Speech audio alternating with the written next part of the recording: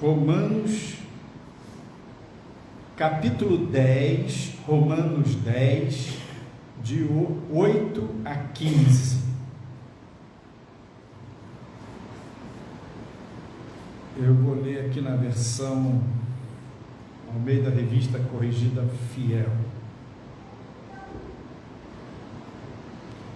Romanos 10, de 8 a 15. Mas que diz?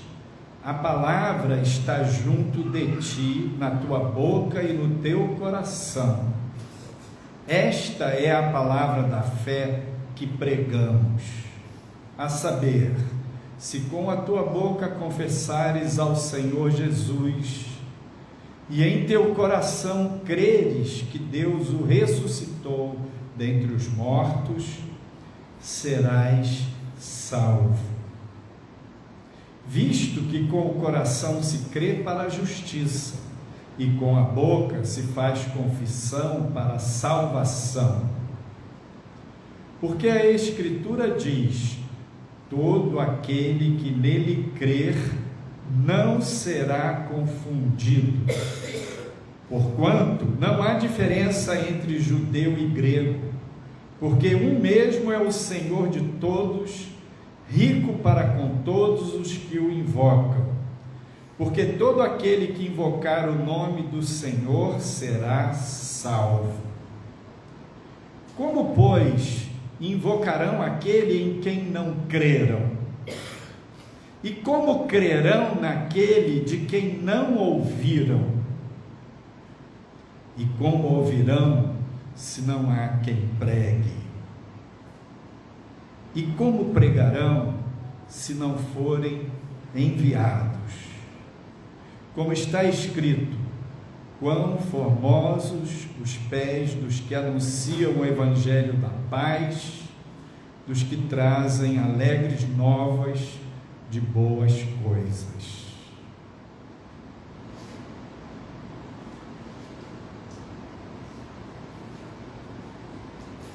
Paulo vem falando nesses capítulos 9, 10 e 11 de Romanos sobre a questão da salvação, a salvação dos gentios, e ele faz até uma comparação com a aliança com os judeus, fala de Abraão, fala dos judeus, fala do Evangelho.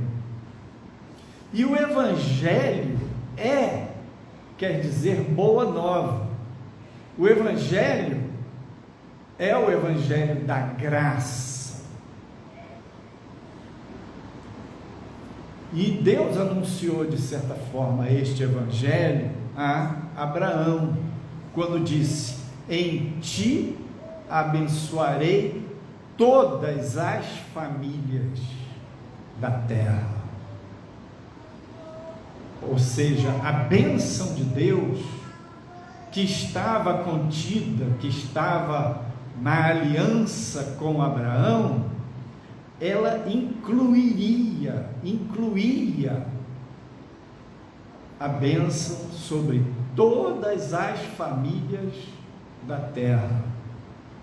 E esta é a boa nova, que a salvação é para todo aquele que crê. Jesus, filho de Davi, descendente de Abraão, morreu na cruz por todos.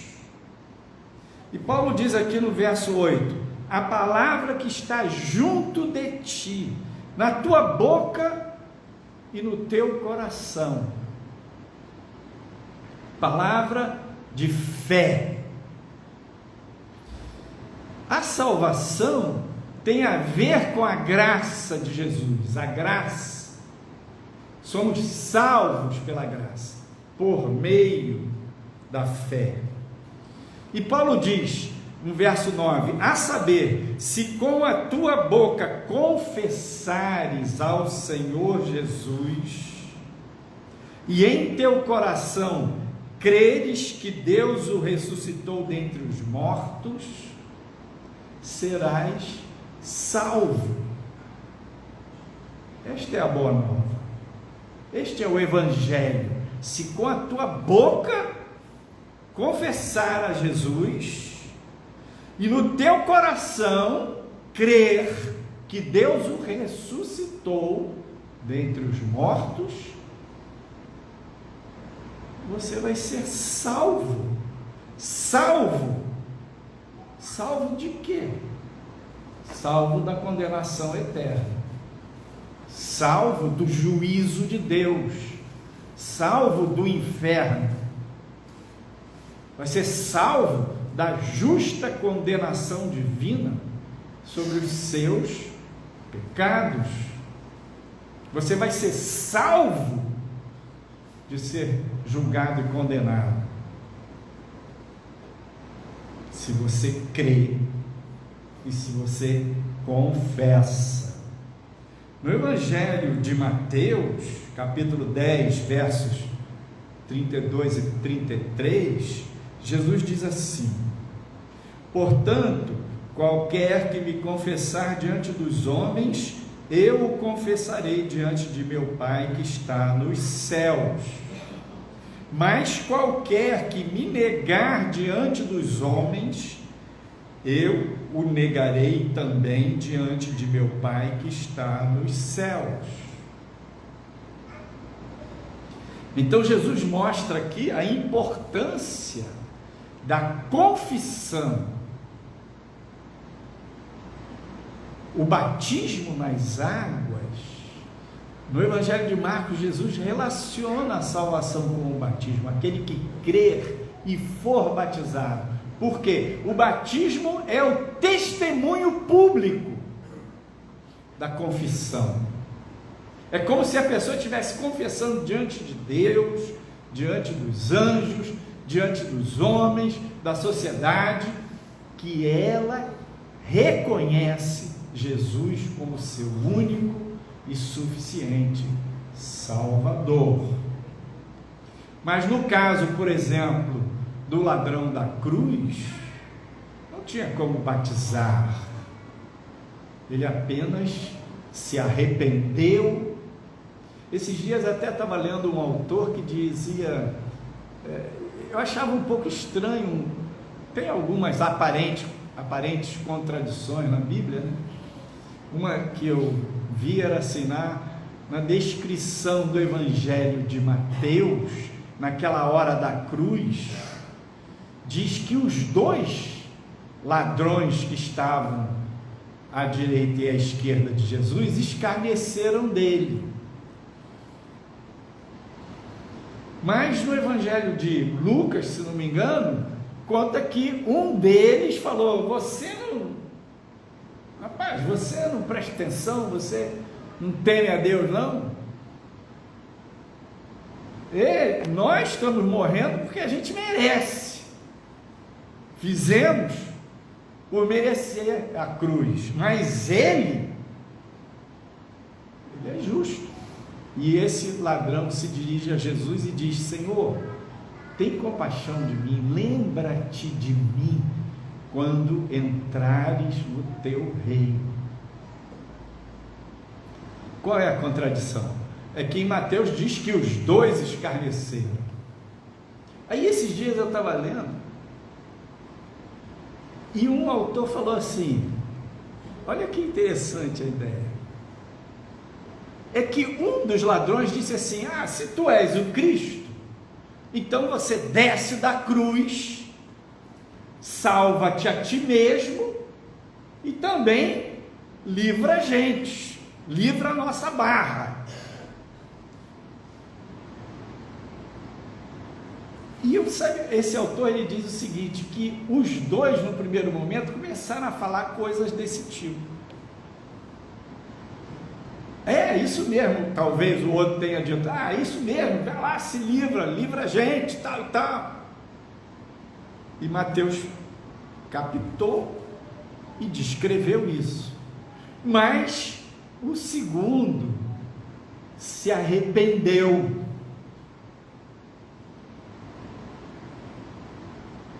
Caiu em si, caiu a ficha. Tipo, ele está morrendo injustamente. Ele está morrendo sem merecer. Nós merecemos a cruz, mas ele não. E aí, esse segundo expressa o seu arrependimento, pede a Jesus que lembre dele. E de certa forma ele confessa com a boca dele, ele crê no coração e ele confessa com a boca. E aqui a Bíblia é clara: se com a tua boca confessares ao Senhor Jesus e em teu coração creres que Deus o ressuscitou dentre os mortos, serás salvo. Nós temos falado aqui sobre o nosso papel de evangelizar. Então pense nisso. A salvação é algo simples. Claro, tem toda uma complexidade do plano de Deus de levar Jesus como Cordeiro de Deus para ser sacrificado em nosso lugar, a morte vicária, a morte expiatória, pagando o preço dos nossos pecados. Tem uma complexidade, mas tem uma simplicidade: crer e confessar. Simples assim.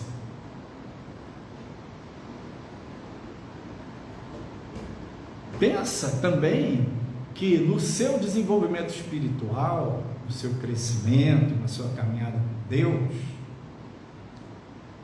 esses mesmos princípios de crer e confessar ajudam.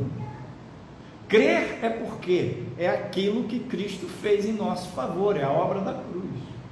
Confessar é reconhecer o seu erro, é reconhecer sua necessidade, é reconhecer a bênção de Deus, é crer, e aí você fala com a sua boca, você ora, e isso ajuda você na caminhada. No verso 11, Paulo diz assim: porque a Escritura diz: todo aquele que nele crer não será confundido. Essa palavra confundido poderia ser traduzida por envergonhado.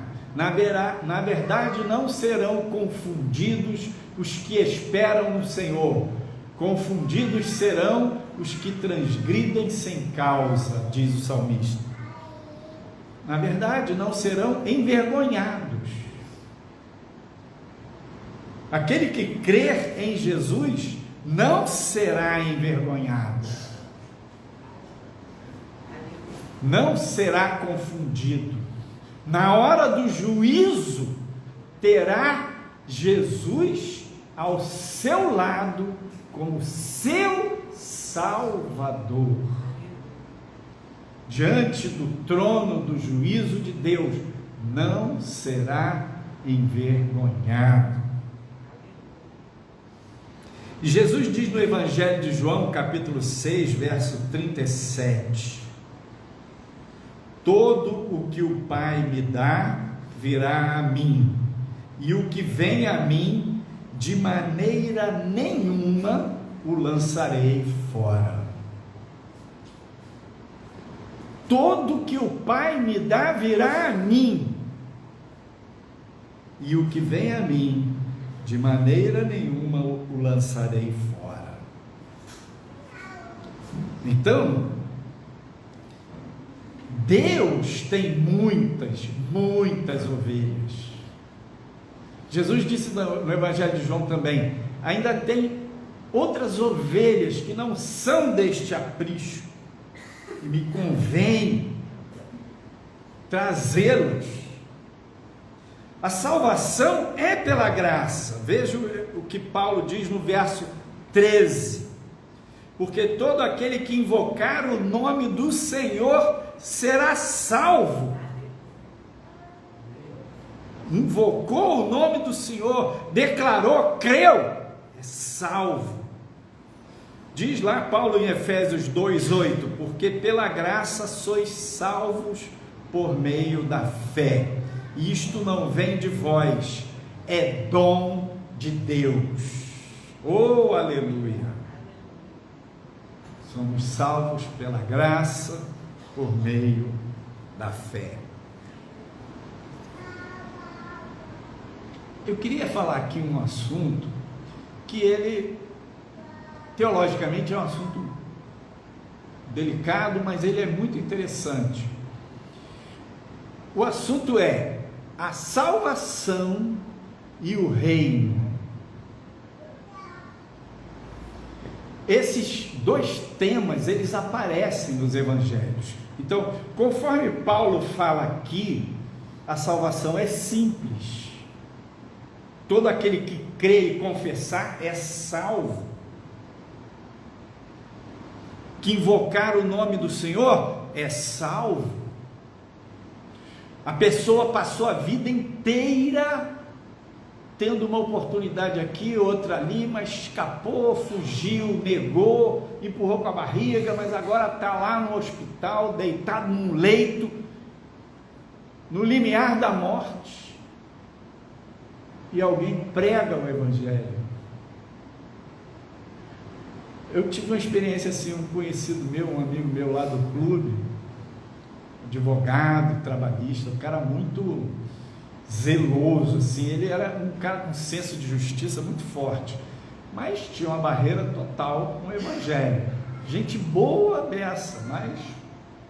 E nós fomos ficando amigos, assim, conversávamos muito sobre várias coisas. E de vez em quando eu falava para ele Jesus, de vez em quando eu dava um toque nele, mas ele, durão, né? O cara casca grossa. E ele adoeceu gravemente, um câncer, sabia que ia morrer, e foi se tornando mais aberto, mas ele nunca se rendeu totalmente. A última vez que eu visitei no hospital, eu falei para ele: olha, você crê que Jesus é o Filho de Deus? Eu botei ele tipo assim, espremi na parede mesmo, tudo ou nada. Porque eu sabia, eu tinha a sensação de que aquele momento era o último momento que eu ia encontrar aquele homem. Estava ele e a esposa, e eu tinha bastante intimidade assim com ele. Falei: você crê? Ele falou assim para mim: Fábio, você sabe que eu passei a vida inteira tipo assim, aceitando, né? Sem, assim, essa barreira, você sabe que você me conhece. Eu falei: não, mas você crê? No fundo, é como se ele estivesse dizendo assim: cara, eu nunca me entreguei para Jesus, como é que eu vou me entregar agora? Eu pensando, mas é agora que você tem que se entregar, porque se depois não vai dar mais, meu filho. É agora ou nunca. E aí eu falei: não, mas você crê? Repete comigo aqui essa oração. E ele repetiu. Então ele creu e ele confessou.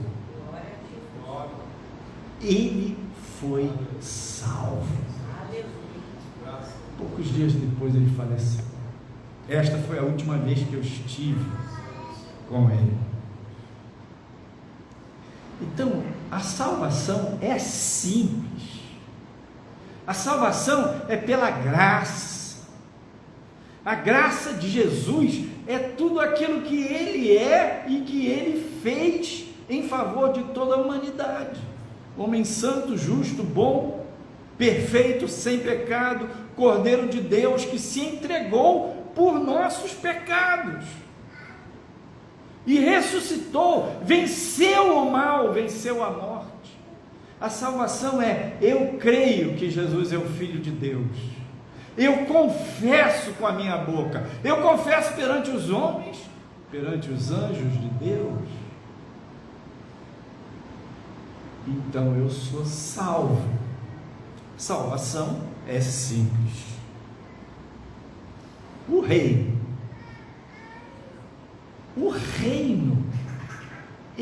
a salvação é pela graça, totalmente pela graça. Não há mérito na pessoa que crê e é salvo.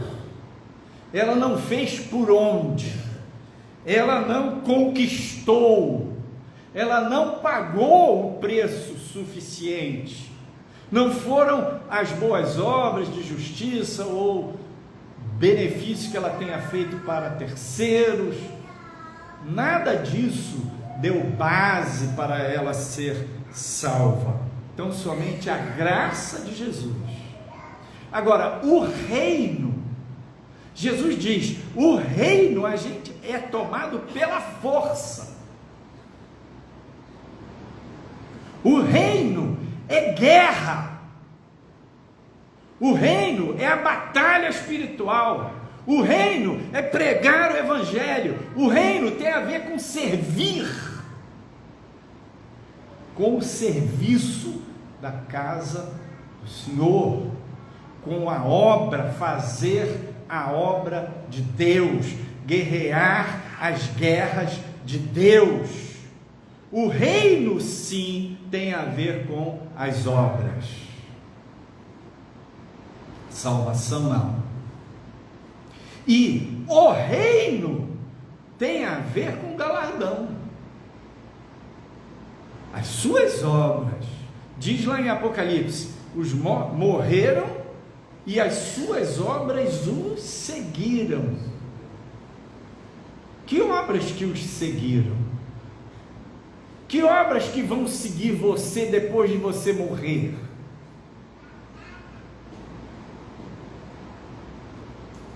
É a casa que você comprou? É o diploma que você adquiriu?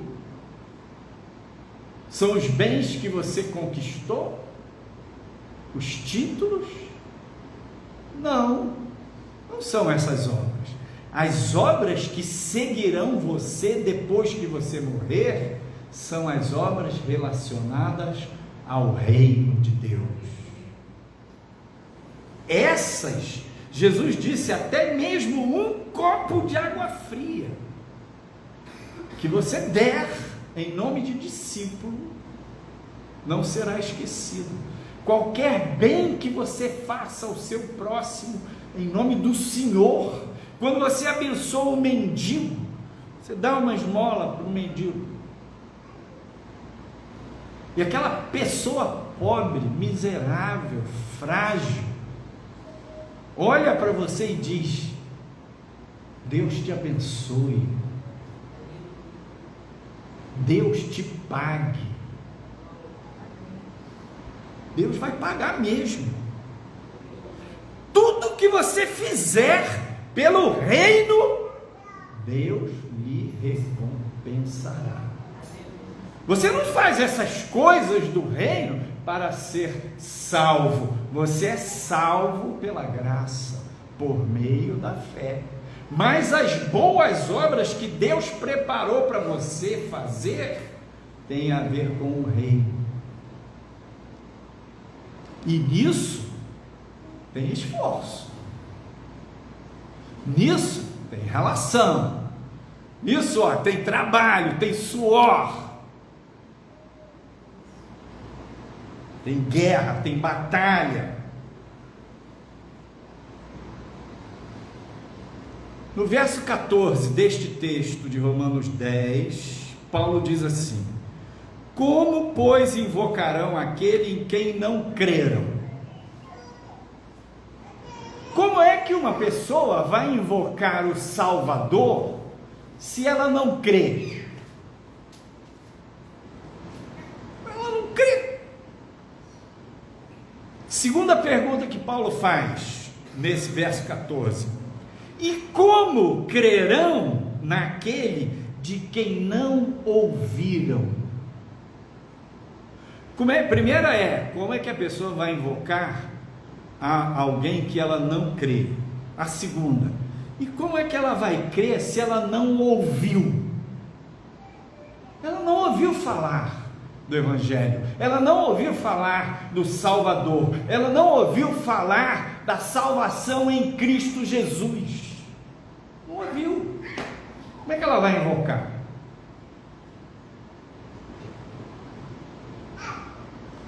Terceira pergunta nesse verso 14: e como ouvirão se não há quem pregue? O cara não creu porque não ouviu, e não creu porque não ouviu, porque ninguém pregou para ele.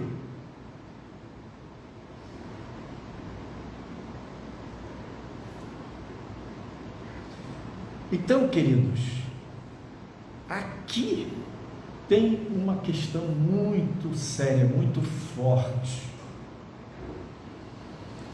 que é a responsabilidade da igreja, a nossa responsabilidade. Nós que cremos, nós que aceitamos, nós que ouvimos, nós que nos consideramos salvos, graças a Deus, somos parte da igreja, parte do povo de Deus, e é a nós que cabe pregar o Evangelho, fazer com que as pessoas ouçam. É a nós que cabe o ide por todo mundo e pregai o Evangelho a toda criatura.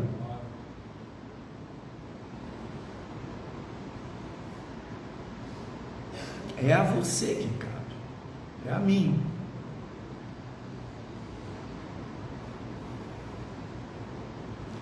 Então, a importância da gente semear, a importância da gente proclamar, a importância da gente compartilhar. Quando você diz para alguma pessoa, vai com Deus, Deus te abençoe, de certa maneira, você está levando, proclamando a sua fé.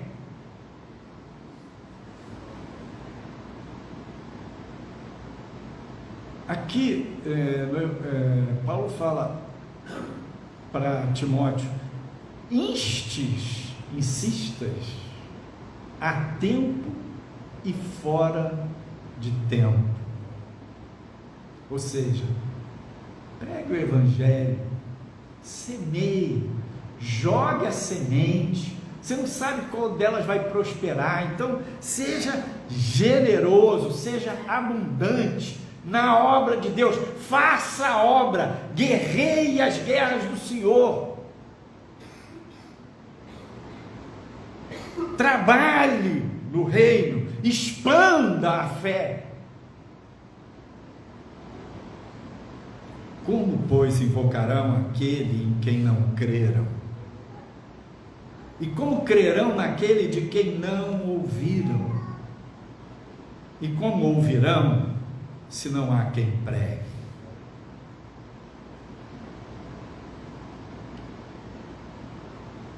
Paulo encerra esse trecho que a gente leu aqui, o verso 15, ele diz: e como pregarão se não forem enviados?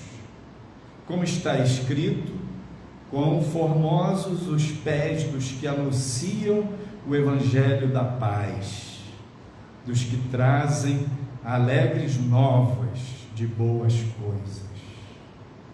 Quais são as alegres novas? Que evangelho é esse?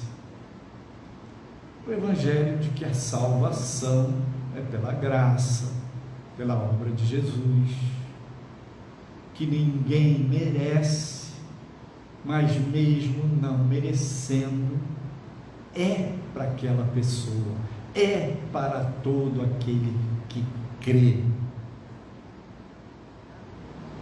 Essas são as boas novas. Aquele que crê é salvo, aquele que confessa com a sua boca é salvo, aquele que crê que Jesus é o Filho de Deus, que morreu e ressuscitou, é salvo, não incorrerá em juízo. E o Evangelho é simples, a salvação é simples. Quão formosos são os pés daqueles que anunciam o Evangelho da paz. Deus quer revestir sua vida, Deus quer ungir você, Deus quer abençoar sua vida, abençoando pessoas através de você. Deus quer usar a sua vida para abençoar outras pessoas. Deus quer revestir os seus pés com o Evangelho das boas novas, da mensagem da salvação. Agora veja bem, a mensagem da salvação é a mensagem de Cristo. A mensagem da salvação é a mensagem do Filho de Deus. E aparentemente não é atraente. Como assim? Você vai num ambiente e a pessoa fala do budismo, fala da meditação, fala da sua espiritualidade transcendental ou de outras crenças e seitas, e parece chique. Aí você fala que você é crente, não parece chique. Me lembro que eu me converti em 1972, anos 70, eu tinha saído daquele caminho meio de hippie, não sei o quê, e graças a Deus, em 74, eu passei no vestibular de medicina. Na minha turma tinha 108 alunos, 110 alunos, turma grande. E só eu de crente. Tinha eu de crente, mais uma menina que era crente, mas ela era bem tímida. E eu estava naquela coisa de convertido, recém-convertido, primeiro amor, eu pregava o Evangelho para todo mundo. Mas era uma figura estranha, assim, para o contexto. Por quê? Crer não era chique. Crer em Jesus. Então, veja bem, o Evangelho é o Evangelho das boas novas. A mensagem é espetacular. Eu pergunto para você, foi bom ter ouvido a mensagem de Jesus? Quem que pregou para você? Ah, meu pai, minha mãe, eu nasci na igreja. Ah, quem que pregou para você? Ah, fulano me pregou numa escola, no meu trabalho. Foi bom. É bom crer em Jesus. Maravilhoso. Agora, o Evangelho não é politicamente correto, embora ele seja uma boa nova para todo aquele que crê. Então não é chique, não é politicamente correto. E tem gente que se envergonha do Evangelho, se envergonha de ser crente.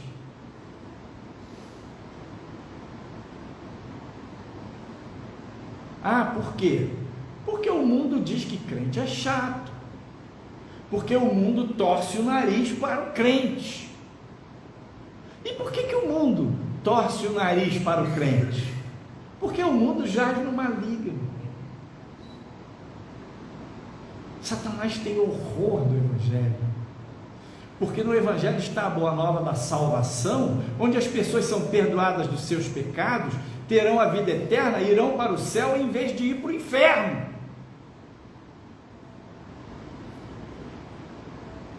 Satanás tem horror do Evangelho, porque o Evangelho é a publicação da vitória de Cristo sobre o inferno, sobre o mundo, sobre o mal.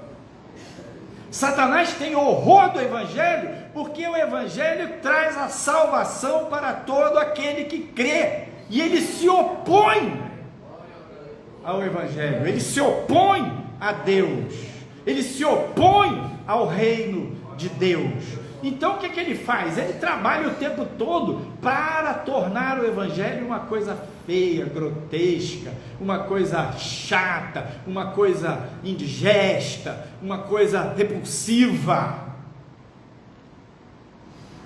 E o Evangelho parece com Jesus. Simples, sem sofisticação. Filho de Deus nasceu numa manjedoura. Filho de Davi nasceu em Belém, mas não num palácio.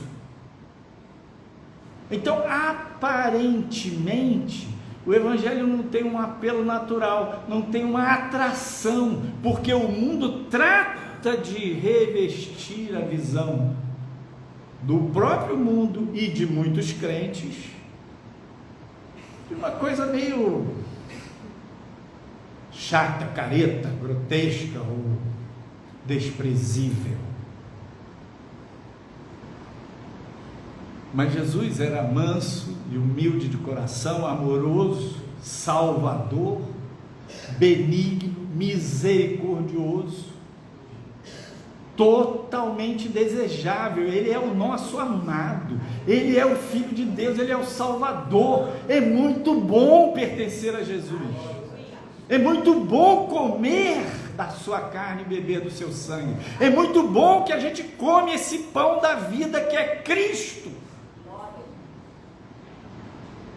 Agora, muitas vezes, você que é salvo, que comeu desse pão, que bebeu dessa bebida, se deixa levar pelo impacto do mundo, fica com vergonha de ser crente, fica com vergonha do Evangelho.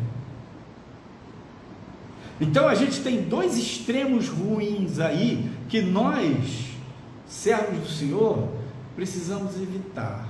Que bom que a gente é salvo, mas para mim ser só salvo não basta. Eu quero lutar pelo reino de Deus, eu quero ser guerreiro do reino de Deus, eu quero ganhar almas para Jesus. E às vezes tem uma mulher na vida que não pôde ter filhos, pois que o Senhor te dê todo esse amor de mãe que você não conseguiu expressar biologicamente por gerar um filho, que o Senhor faça você ter esse zelo de pregar o Evangelho e gerar filhos espirituais. Amém. E ter muitos filhos, e netos, e bisnetos, e ter uma rede gigantesca, e quando você morrer, te seguirão as suas obras, aquilo que você fez pelo reino, pelo Senhor, pela obra de Deus, pelo corpo de Cristo, pela igreja, pelos pobres, pelos miseráveis, aquilo siga, aquelas obras vão com você para a eternidade. O ouro não vai não, o óculos de marca não vai não, o automóvel, a casa não vai, mas aquilo que você fez na obra de Deus vai seguir você. Aleluia, aleluia, aleluia, glória a Deus.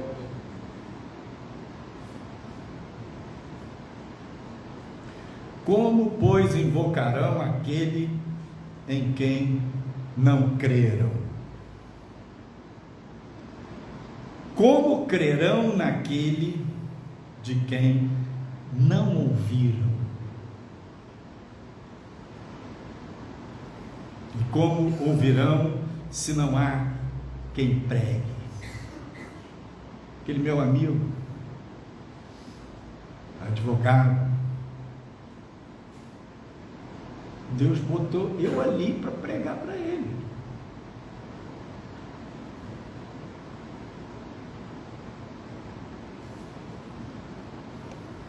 Seu colega de trabalho, seu vizinho, seu amigo de infância, o Senhor colocou você ali e você tem uma oportunidade. Voltando, quais seriam os dois extremos que a gente deve evitar como cristãos, como agentes do reino de Deus? O primeiro é ser agente secreto. Deus não chamou você, nem eu, nenhum de nós, para sermos agentes secretos. O que é ser agente secreto? É você não falar que é crente.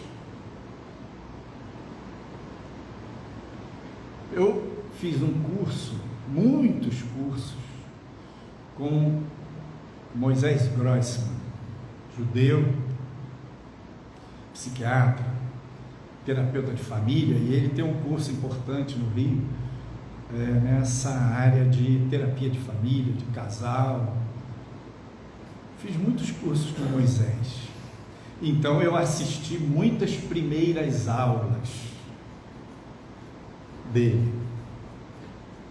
Primeira aula, ele se apresentava, e ele sempre dava um jeito de dizer que ele era judeu. Na primeira aula ele já dizia logo, dava um jeitinho de colocar ali. Ele não era um judeu praticante, de ser religioso, no sentido assim, de ficar indo na sinagoga, embora ele fosse nas questões assim, de família, todas as coisas, ele frequentava a sinagoga, mas ele não era no dia a dia de frequentar a sinagoga, mas ele era judeu e assumia, não tinha a menor cerimônia de assumir a identidade judaica dele. E eu aprendi com ele nisso, que a primeira coisa, uma das primeiras coisas que se apresenta, tal, dá um jeito de você dizer qual é a sua identidade mais profunda, qual é a marca da sua vida. Você é uma pessoa que tem uma marca, você tem um selo. Deus selou você com a marca de Jesus Cristo. Você é um filho de Deus.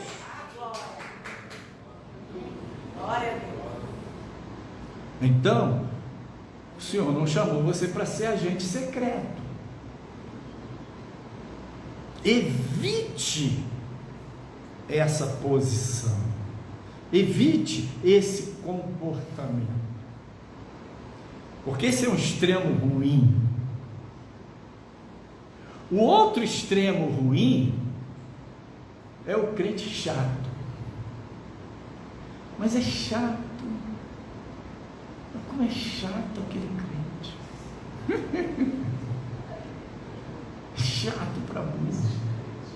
Porque ele insiste no evangelho e ele usa o evangelho para se desculpar de que ele não é bom profissional, e aí, porque não é bom profissional, as pessoas tentam chamar a atenção dele e ele diz que é porque ele é crente, e ele fala de Jesus o tempo todo, fala muita coisa do que ele não vive, sobe no salto, mete dedo na cara. O cara é chato, e ele faz o evangelho parecer pior do que é, porque o evangelho é maravilhoso, mas é o caminho estreito.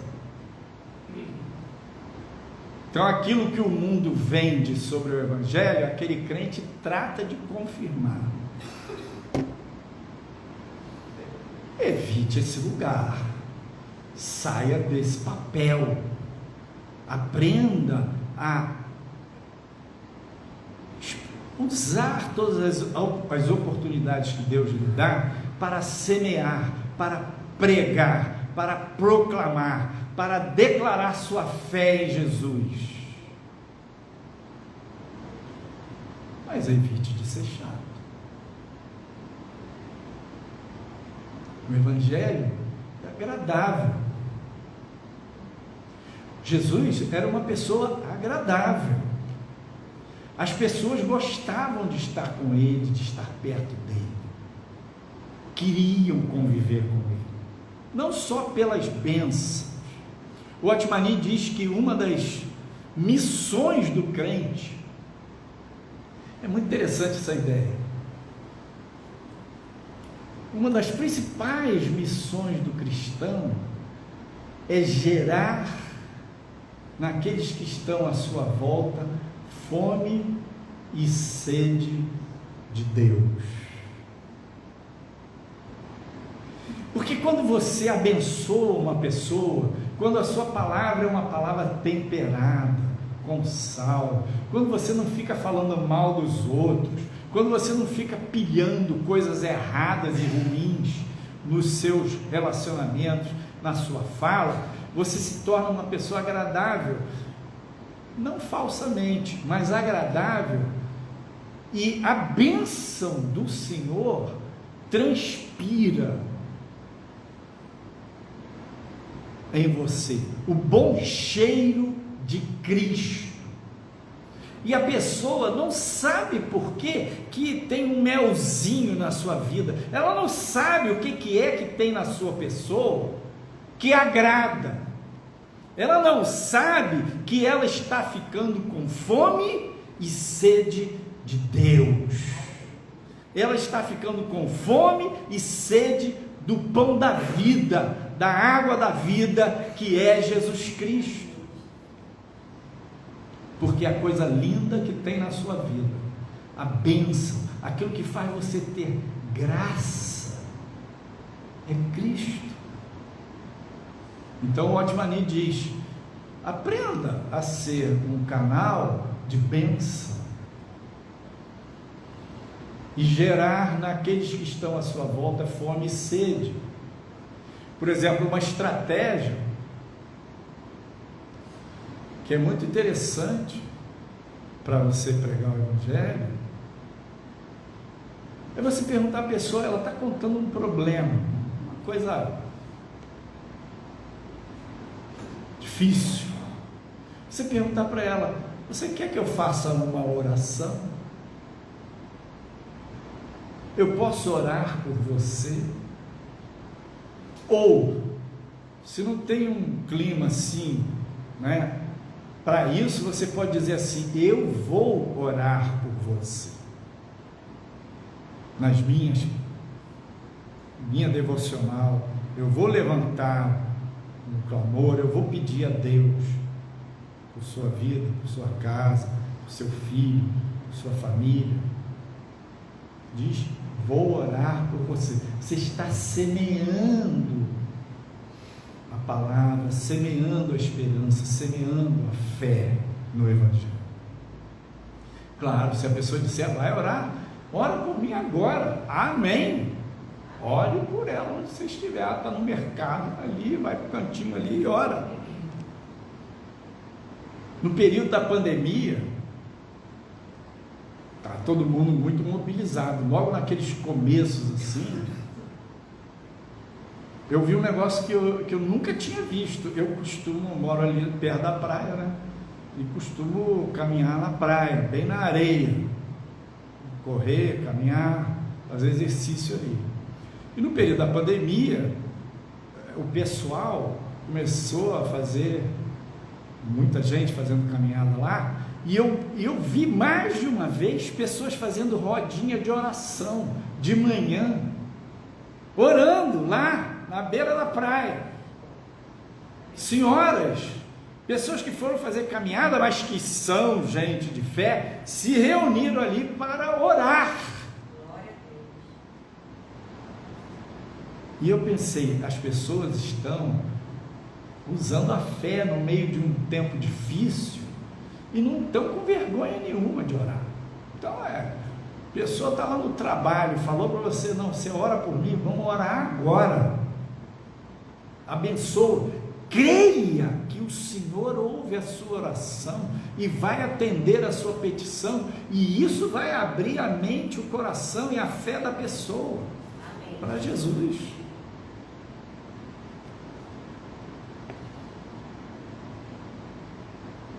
Então, queridos, quão formosos são os pés daquele que anunciam as boas novas. Nós fomos chamados para ser sal e luz. Quando você é agente secreto, você não é sal, você não salva. Quando você é agente secreto, você não é luz. Então vamos dizer para Deus: eis-nos aqui, Senhor, é muito, muito, muito bom te pertencer, eis-nos aqui, envia-me a mim.